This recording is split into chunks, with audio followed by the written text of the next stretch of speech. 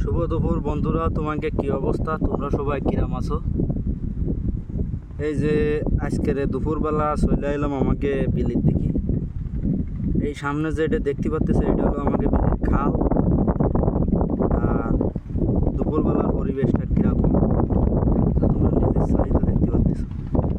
তা বন্ধুরা, তোমাকে এলাকায় কি এরকম পরিবেশের বিল আছে কিনা অবশ্যই কমেন্টে জানাবা। আর আমাকে এই বিলটা ভালো লাগলে লাইক কমেন্ট শেয়ার করে দেবা। ভালো সুন্দর একটা পরিবেশ, তাই ভিডিও রাখলাম তোমাকে একটু দেখাবো। আর